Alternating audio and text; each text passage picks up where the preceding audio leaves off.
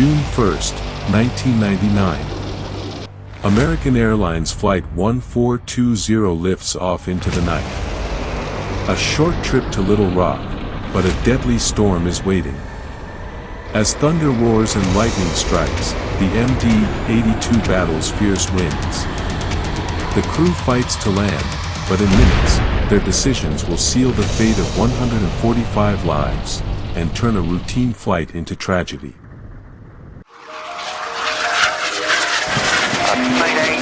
Mayday, Thompson 253 Hotel, engine.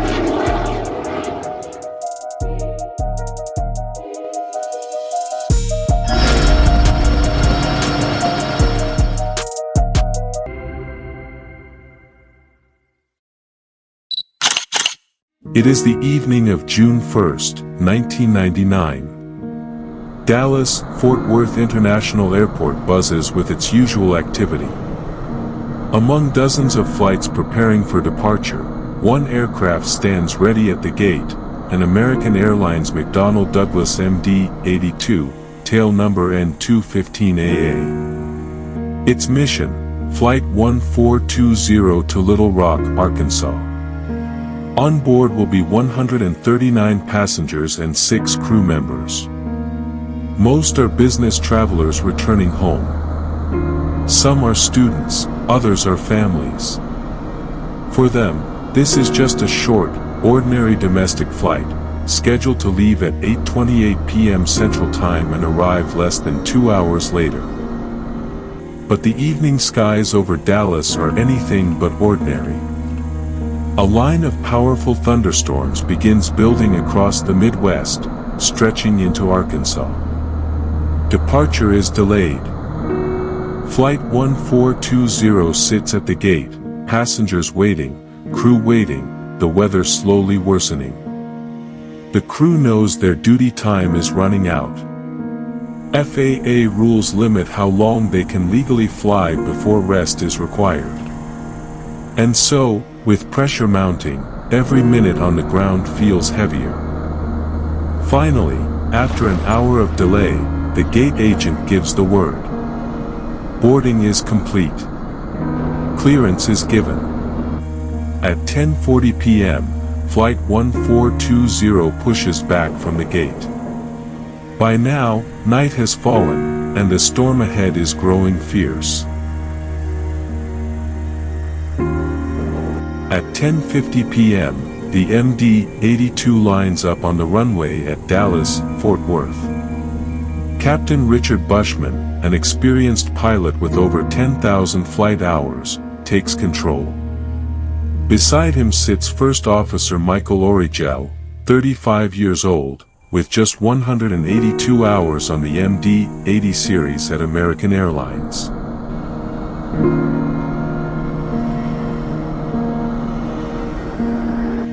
The engines roar to life, and Flight 1420 accelerates down the runway.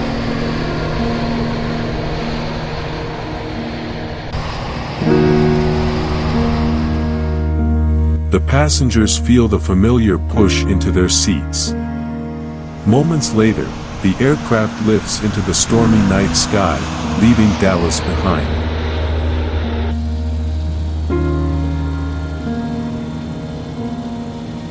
As the aircraft climbs, weather radar begins painting a troubling picture.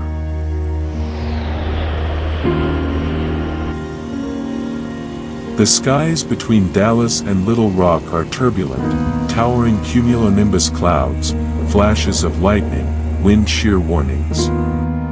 Passengers peer nervously out the windows as turbulence shakes the cabin. Inside the cockpit, the crew begins discussing options. Diverting would mean missing their destination, but pressing on means entering worsening storms. Dispatch and schedules weigh heavily on their minds. The clock ticks closer to midnight. For about 1 hour, Flight 1420 cruises toward Arkansas. The passengers try to relax. Some chat quietly. Others drift to sleep. But outside, the storm intensifies. Radar shows the squall line tightening around Little Rock. The airport is still open, but ATC warns of crosswinds, lightning, and heavy rain.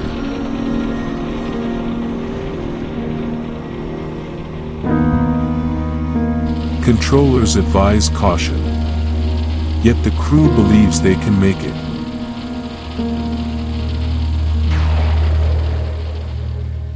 At 11:30 p.m., the MD-82 begins its descent. Below, Little Rock National Airport lies directly in the path of the storm. Winds gust wildly, first from one side, then shifting to the other. Visibility drops as sheets of rain sweep across the field. Inside the cockpit, Captain Bushman and First Officer Origel discuss which runway to use. Controllers suggest runway 22R, but strong tailwinds make it unsafe. The crew instead requests runway 4R, aligned better with the wind. Clearance is granted, but conditions continue to deteriorate.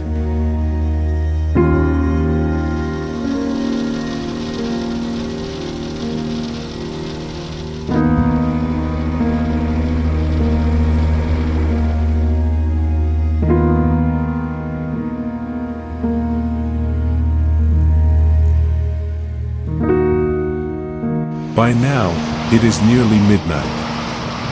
Flight 1420 has been in the air for just over an hour. Passengers can hear the rain pounding on the fuselage. The aircraft shudders in the turbulent air. Lightning illuminates the dark cabin in sudden flashes. Anxiety spreads among those awake. A sense of unease grows. In the cockpit, the workload is high. Checklists must be completed. Systems must be configured. But amid the stress, one crucial step is forgotten. The ground spoilers, the panels designed to pop up after touchdown, dumping lift and allowing the brakes to work effectively, are not armed. The lights of Little Rock appear through the rain. The runway lies ahead, slick and flooded. The storm rages over the airport. Inside the cabin, passengers grip their seats. In just moments, Flight 1420 will touch down, and what happens next will change lives forever. This is the final journey of American Airlines Flight 1420. June 1st, 1999. It is now just before midnight.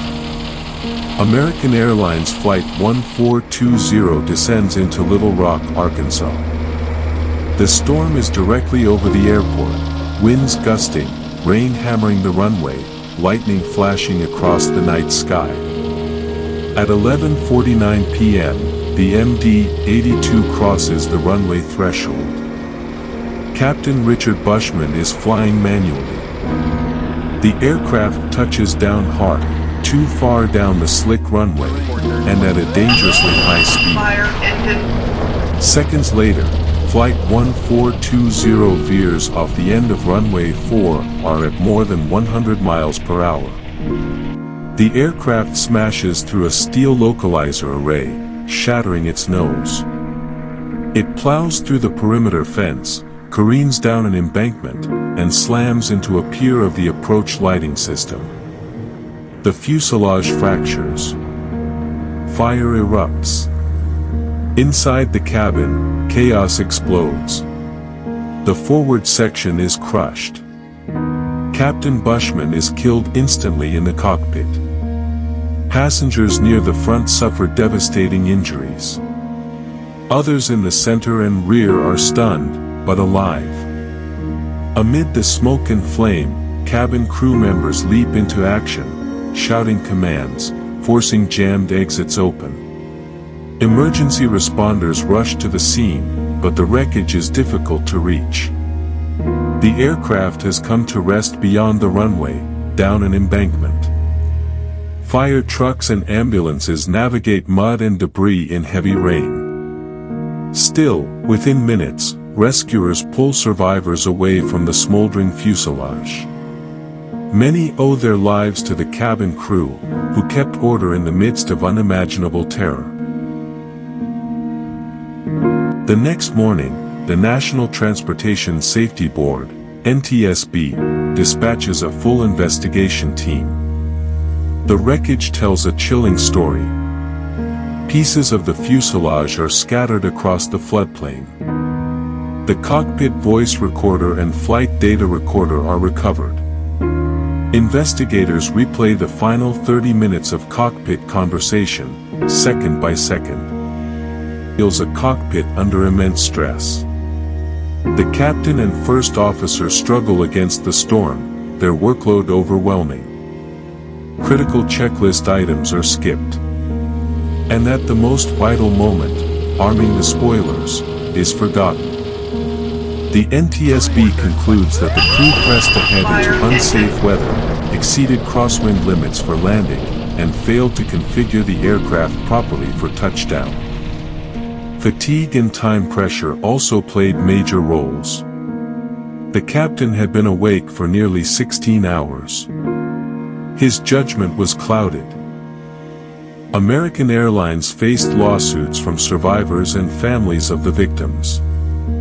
The crash led to major changes in procedures. Airlines reinforced strict adherence to crosswind and weather limitations. Training programs began emphasizing go-arounds rather than forcing landings in unsafe conditions. For the survivors, the memories never fade. Many live with physical scars, burns, broken bones, chronic pain. Others carry emotional wounds, haunted by screams, fire, and the sight of empty seats where loved ones once sat. A mother who survived recalls clutching her child through the impact, shielding them as debris rained down. Both lived. A young student described crawling barefoot through wreckage, the smell of smoke forever etched in memory. And for the families of the 11 lost, the storm of June 1, 1999, will always be a night of grief.